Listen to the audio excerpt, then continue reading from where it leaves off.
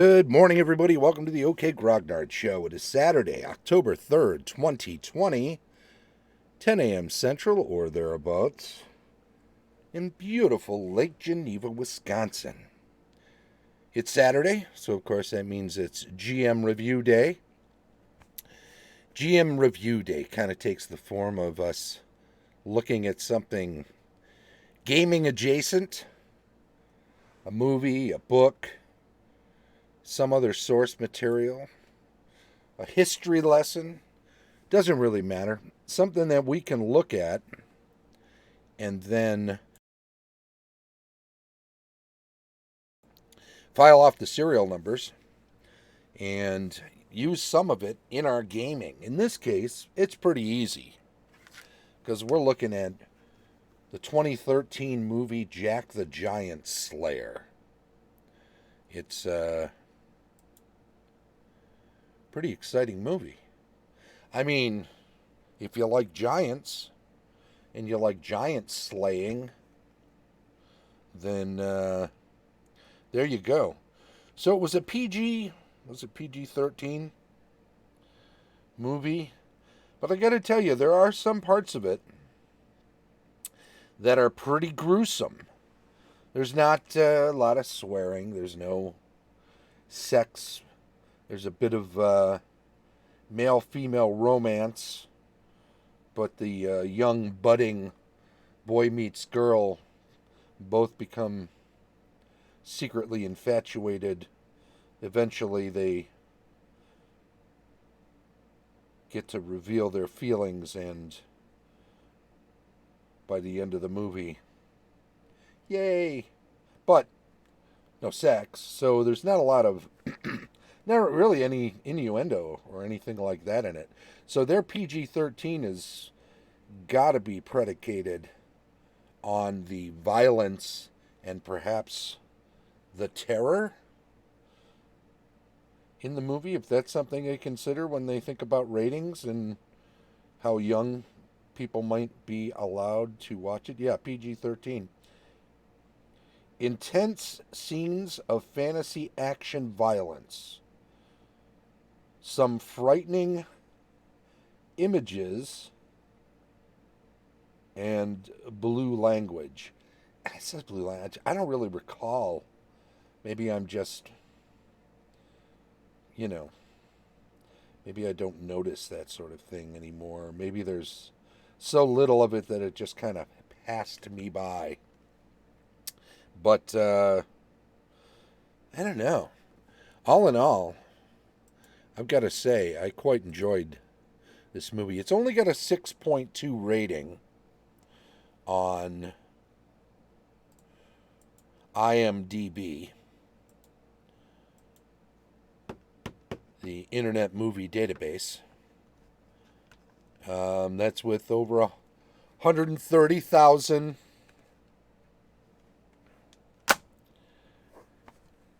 people having rated it, and so that's not drastically going up or down anytime soon. Released in the beginning of March in 2013, so 7.5 years ago. It's post. Does that make it pre-Hobbit movies and post Lord of the Rings movies? So we've already had we haven't had the three hapless ogres, but we have had the cave trolls, right? Or I guess they're trolls. The three, Bill and whatever, that get turned to stone in the Hobbit. Spoiler alert. Um, so we've seen some other bits and pieces of large humanoid monstrous creatures, and going into today, oh, Artanis 8242 lurking in the stream chat over there, trying to get some tips for your games there. pick up, see if there's anything. Well, I'll tell you what. I'm going to try to show something, and I don't know if this works. I don't know if this works for video because it may be. I'm going to pop this over here. I'm going to make it bigified. I'm going to switch over. Yeah. Okay, so this is a trailer. It's on YouTube. This is the second official trailer. Actually, then I'm going to go over here. I'm going to bigify the first official trailer. There are some differences. The first trailer, looking for info. Yes. Okay, cool. So D&D has this sort of tradition whereby giants in the early editions tend to be big, lumbering. Their movement rates really don't reflect the fact that their stride could take them over a house, right? Let's have a look here.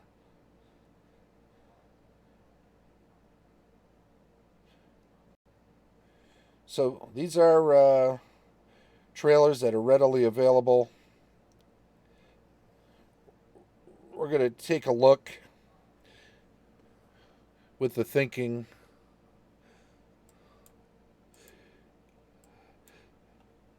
There's Jack.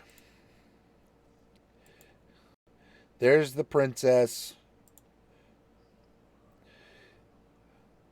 Beans.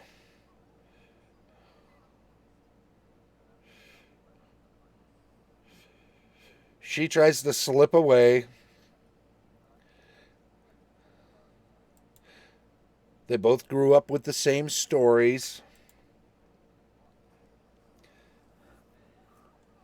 Here's our stalk. Lifts the house up. Ewan McGregor. Eddie Marzan. Eddie Marzan's, I don't want to say he's an underrated actor because he gets a ton of work. But I don't know that he's all that well known in most circles. Absolutely fantastic. Anything he's in, check it out. And he's the bad guy in Hancock. He's the Parkinson's battling boxer brother in Ray Donovan. It's just the range on this guy is incredible. Can't say enough. Bryan Singer, of course, Ron Howard's buddy. He was in charge of the early X-Men and Terminator movies, right? Ian McShane, of course, from Deadwood and many other things. Good Omens. Oh, we almost missed it.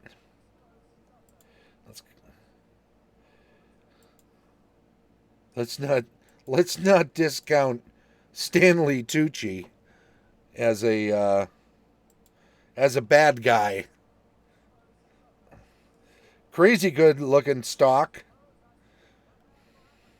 Plateau in the sky. Ewan McGregor is a sort of hero. Uh-oh, what's going on here?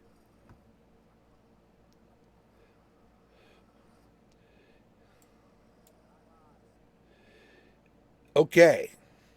Giants. Big. Frightening enough.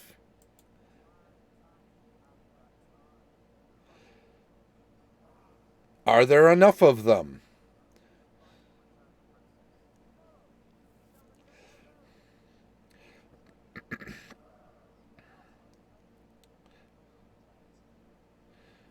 Funny guy.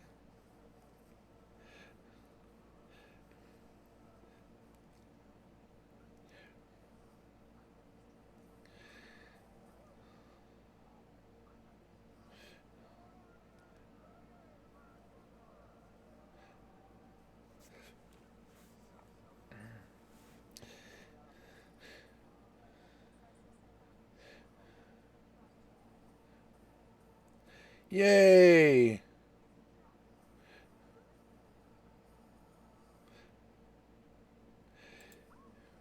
Uh-oh. Yeah. Okay. So there's a bit of humor in there. We'll just zip that down. I want to look at the second trailer because there's a particular portion of this. It has a slightly different tone. It doesn't play up as much of the cast as the first trailer did.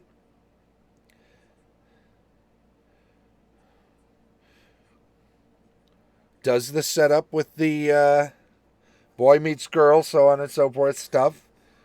Lets us know about the stalk in the house, the separation. Gives us a look at some of the heroes. Notice they don't show Stanley Tucci on that one.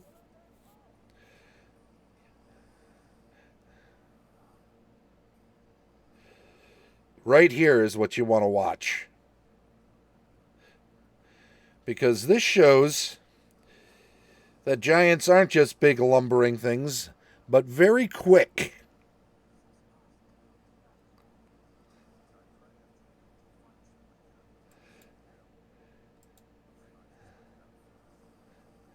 Oh, yeah, there's the threat, and here they come.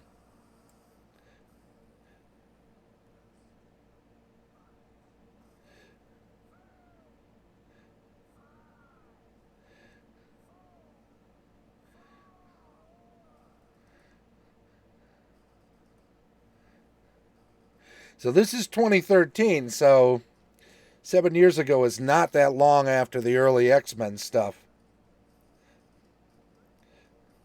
They threw some money his way. But let's face it, you look at the special effects in this movie.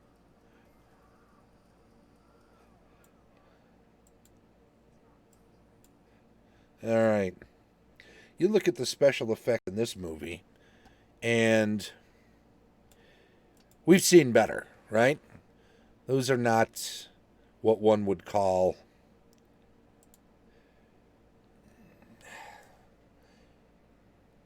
they're definitely upper echelon, but they're not the best, right? It's 2013. Stuff has come a long way in 7 years.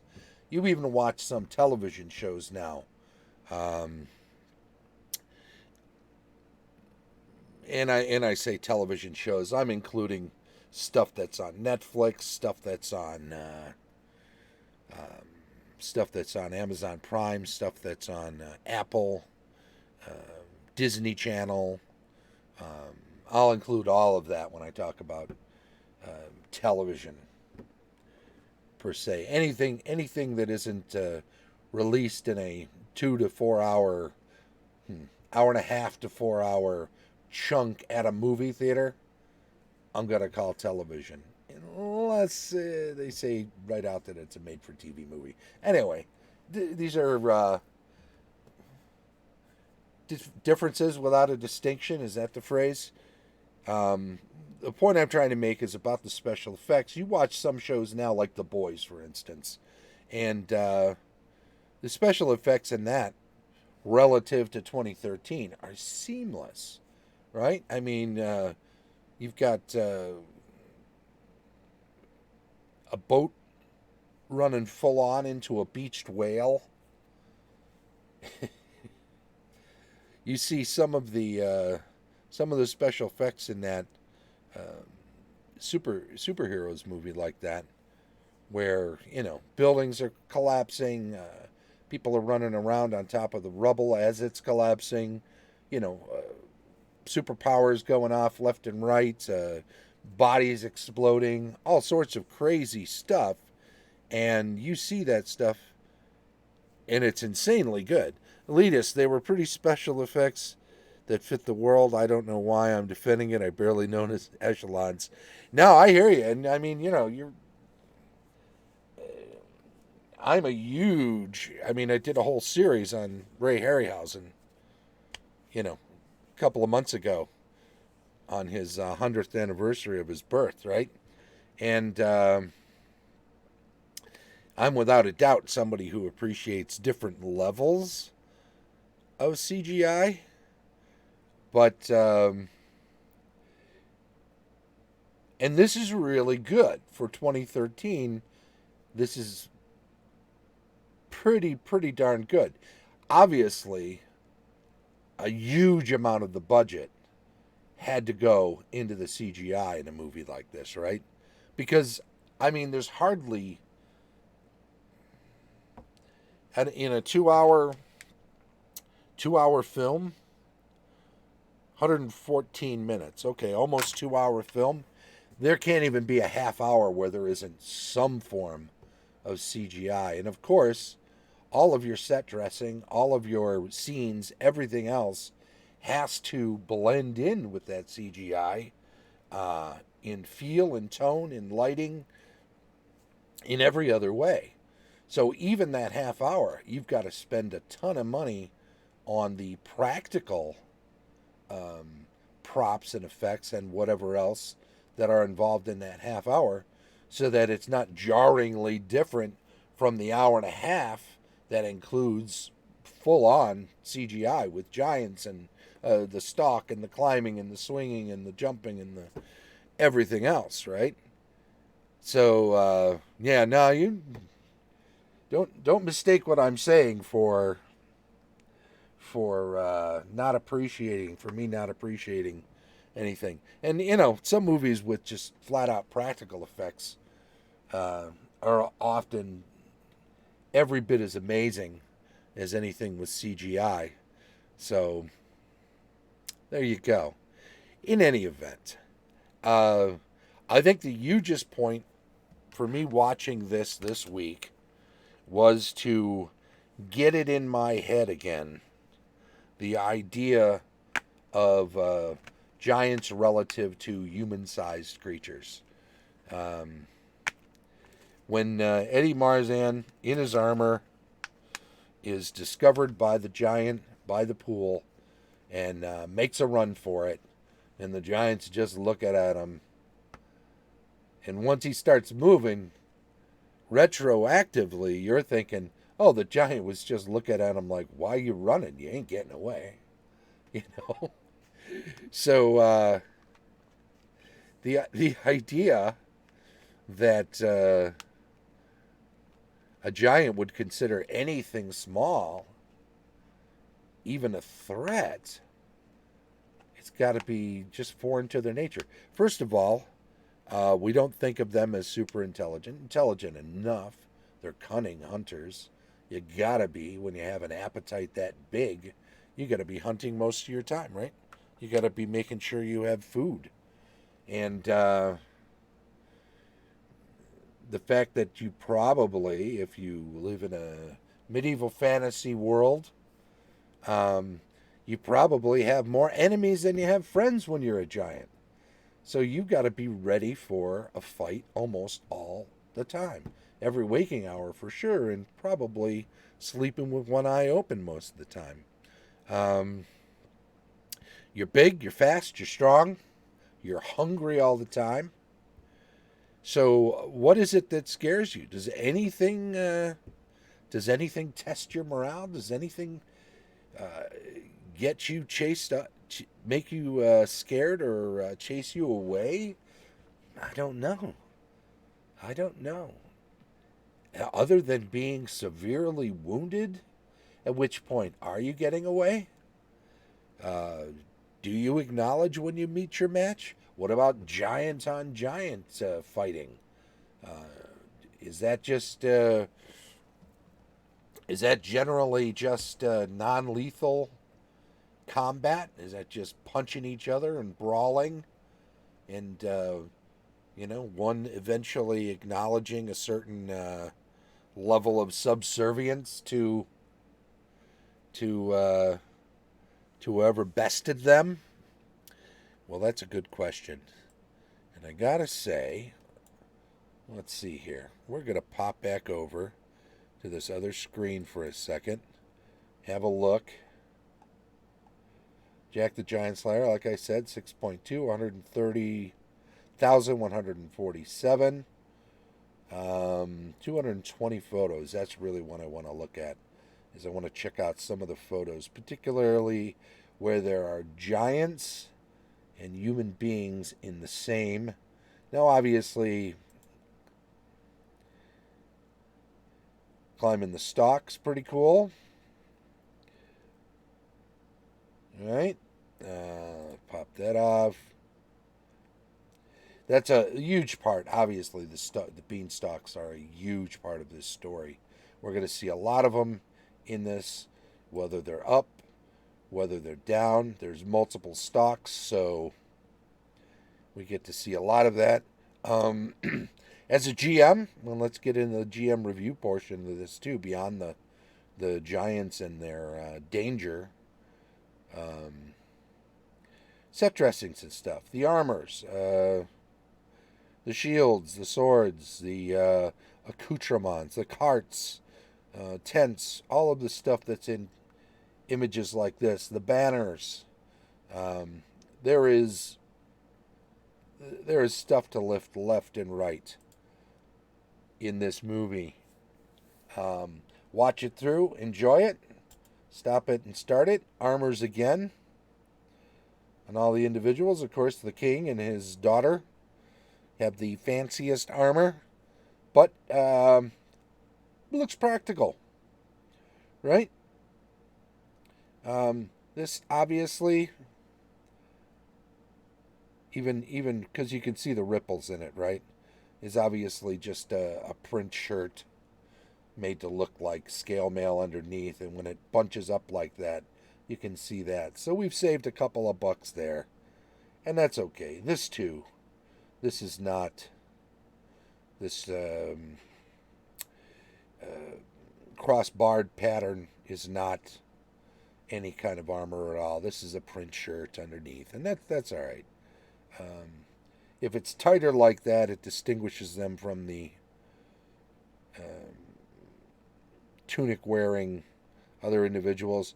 The leather outfit, the costuming on Jack too, kind of gives a modern, real world feel. Hey, Death Angel Shadow, how you doing? Thanks for popping out today. We're looking at Jack the Giant Slayer, GM review of it. Let's pop back over. Oh, let's see this. So here's something. This fellow who's like a big advisor, a lead, the elite guard on the left. Notice their difference from the other black armored guards, right? And the cavalry. King stands out, obviously. This guy just over the king's right shoulder. Notice that armor's a little bit different. That's more like the fellow behind this secondary guy here. Notice this breastplate, too. Is this guy blowing like the wind?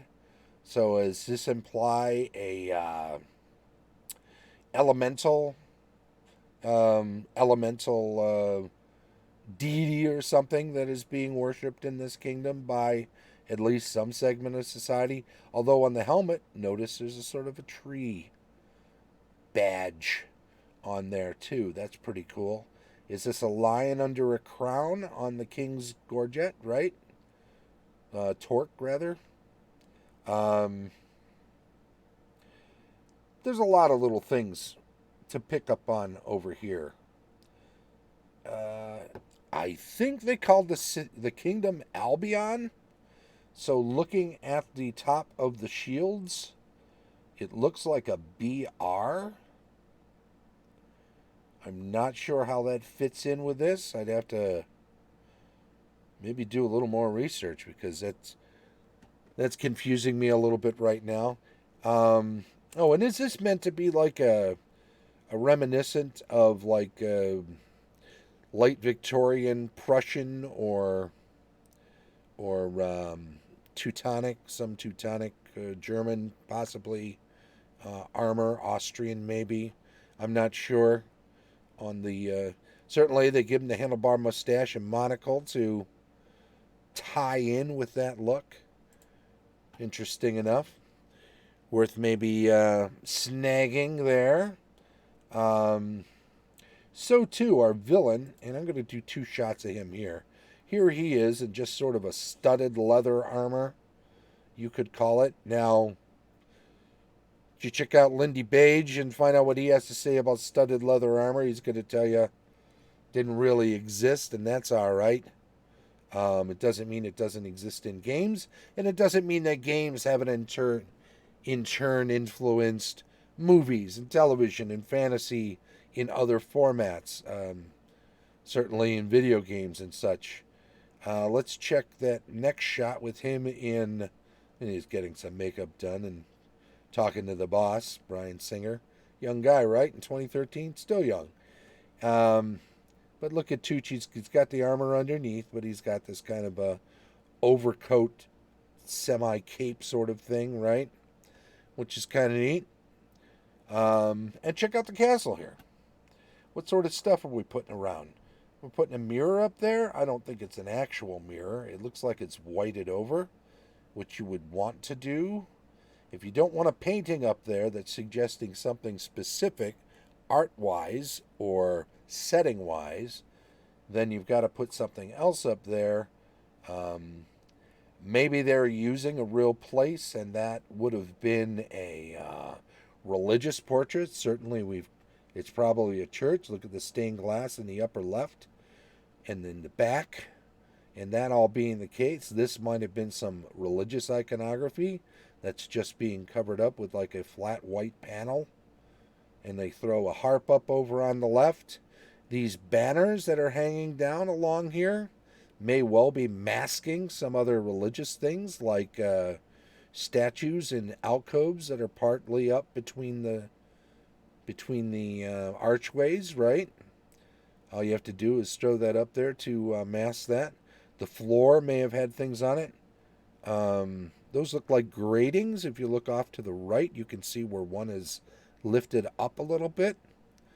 It may well be that those are actual gratings and that they've been lifted up or being used to run cables and stuff for the actual production. And this runner, this carpet down the center, may actually be hiding some sort of mosaic on the floor that they wanted to mask as they use this space. You're not going to find a lot of castles or palaces that are open or available for rent to do a movie that requires a big castle. However, there are cathedrals where that is possible. And this is how you hide the stuff that you don't want seen. Giants pulling the ropes. Notice the differences in all the giants, too. As we see more images of them, let's see if we can find one where a bunch of them are together. We just saw that. I think this one shows a bunch together. Yeah, there we go. So these ones on the right look similar. So does the one right behind them, but they put a bird's nest of a hair on top of them. This one has a hair with a part thumb. They actually named this guy here as a pushed back hair and more of a scrunched up face. Look at the guys between our Etten friend here. And yeah, by the way, two-headed giant Etten as one of the leaders of the giants. It's interesting. It certainly makes it easy for them to film and have him stand out in the crowd. But I think they try to give at least a slightly different look. Kind of a mohawk in the back on the left. Bit of a deformed head in the guy on the far left. Big ears. Big cheeks on the guy sitting down on the left there. Right? So there's a lot of distinctions. A lot of distinctions here in different hairstyles and different facial characteristics. And this is a good thing. It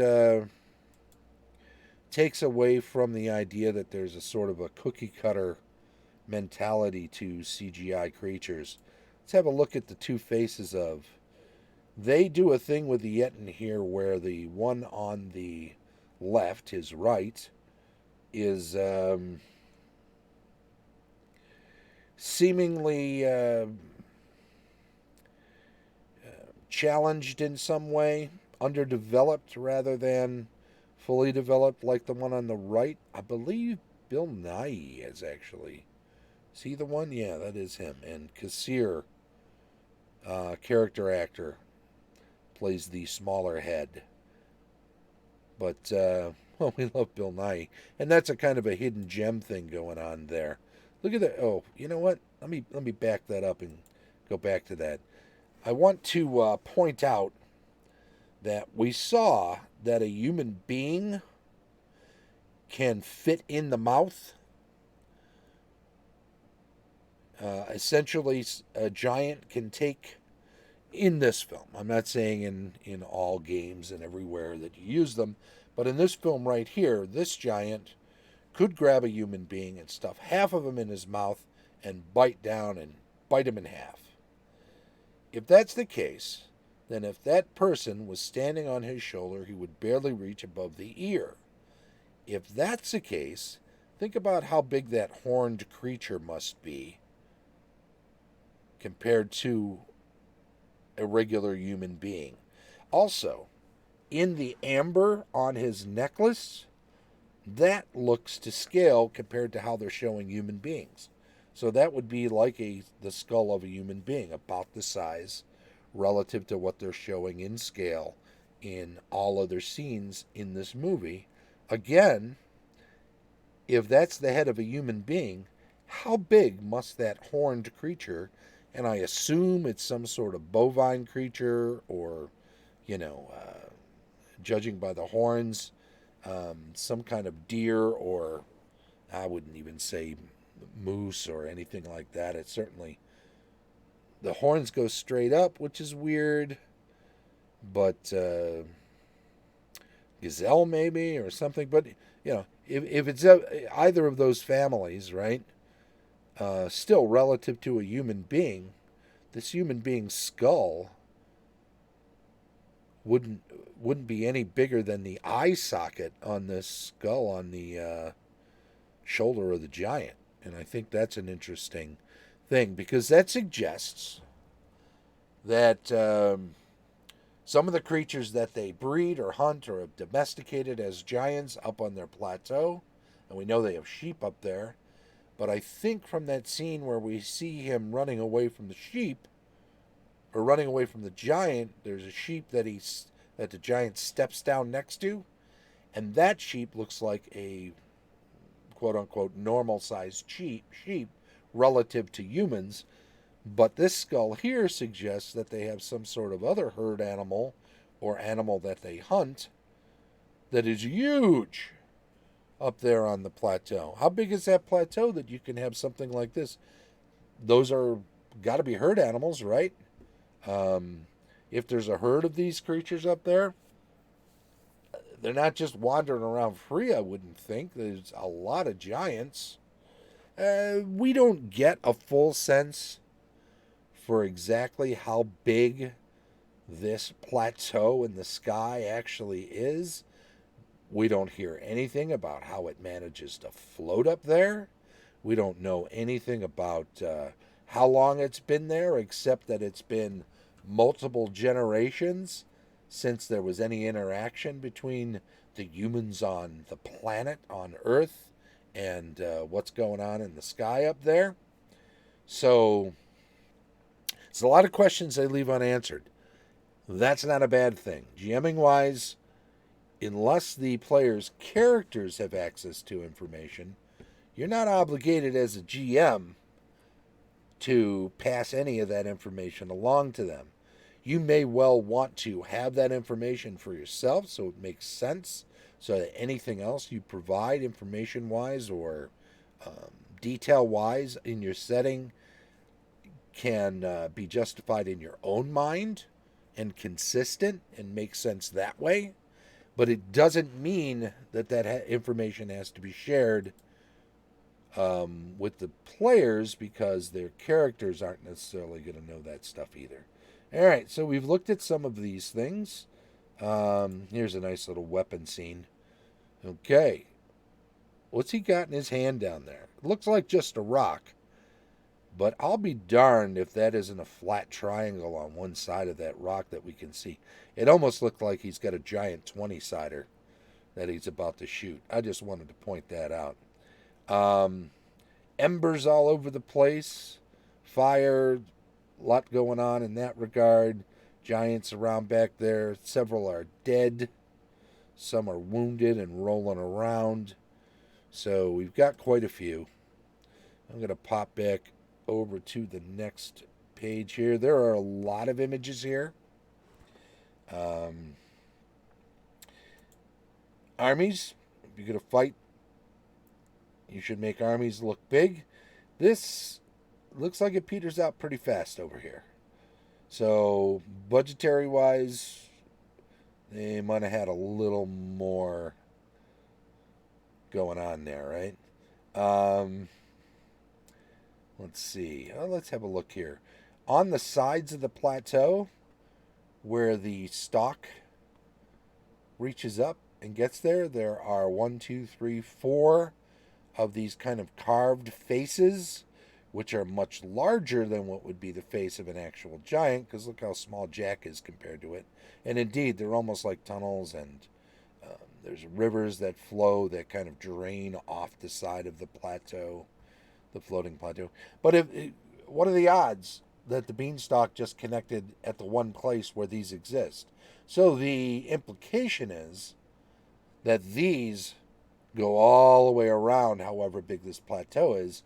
And if we see 4 of them on the one side we see, and they're no more than 20 yards apart, who carved these? What's going on with this? That is just an insane amount of work for these giants to have done. They would have had to have been there for a very long time. Let's have a quick look here at some of the storytelling that is done by the parents when the the hero and heroine are younger, 10 years earlier, a decade earlier in their lifetimes, when they were little kids, and Jack's father and her mother, the queen, are each telling them the same tales of giants, sort of bedtime stories. We get a sort of a fantasy sequence tied to those stories, and there was a king, and so on. And this is the CGI they use for that. I'm not knocking that whatsoever. It's meant to be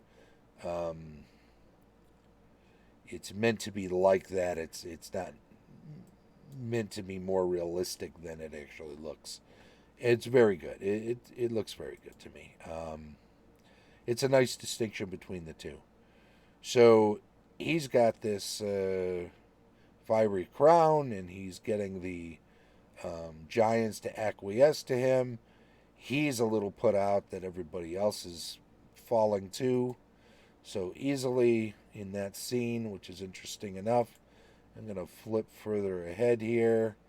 We'll get some more images. I want to see some more giant images. Here, let's have a quick look at some of the giant armor, because this is a pretty good, we see a number of it. Notice the use of chains is fairly regular, really large chains. Obviously, they make armor, they make chains, they make tools, they make various goods. So we have to assume that there's a whole community up there that does metalworking, and many of them use their fists and found objects as weapons. Notice you're not seeing any swords. I think one of them uses a mace, but it's more like a finished club.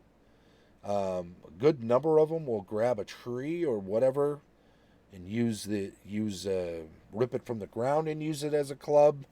But notice there's not a lot of weaponry, despite the fact that they make armor, and rather intricate armor. We've got bracers on this one.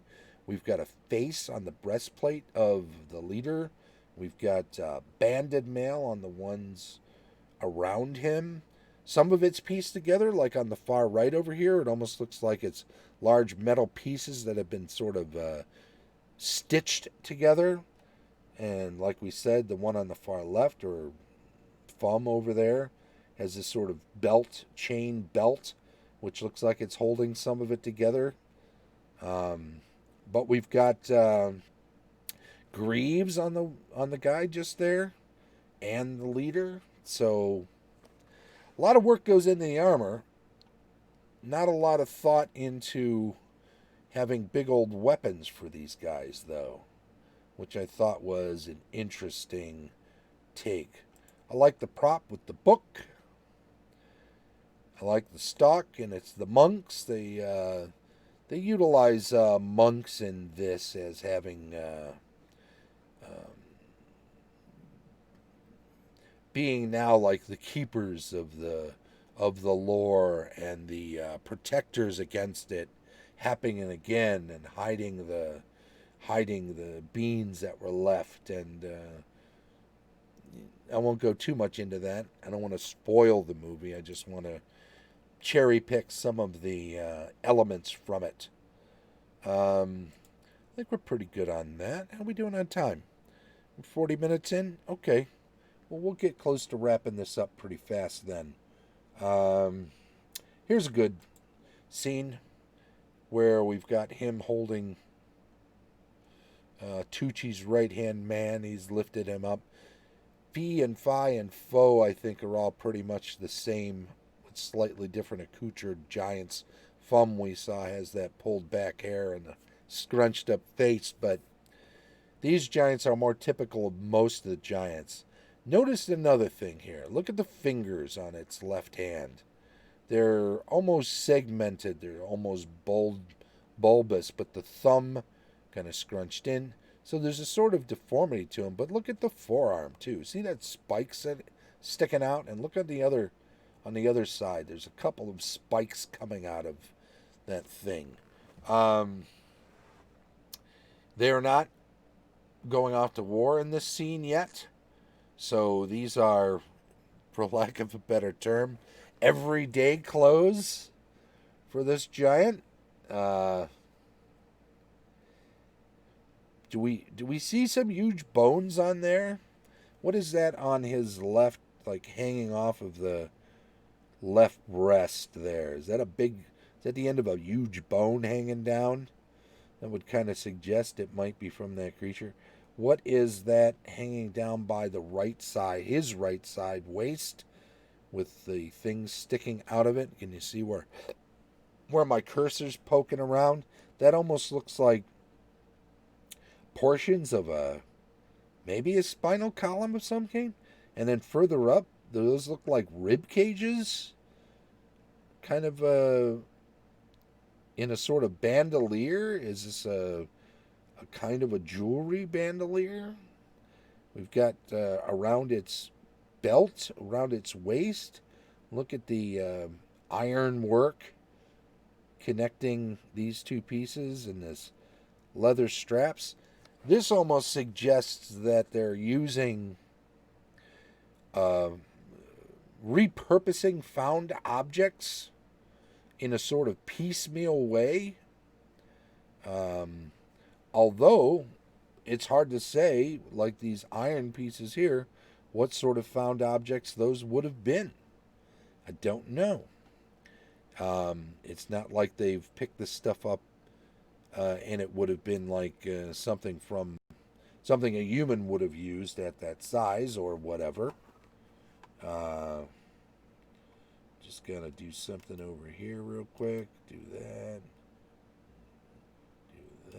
There we go. Let me look at a couple other things here. Further down. Well, let's check this guy out. We got a little closer up.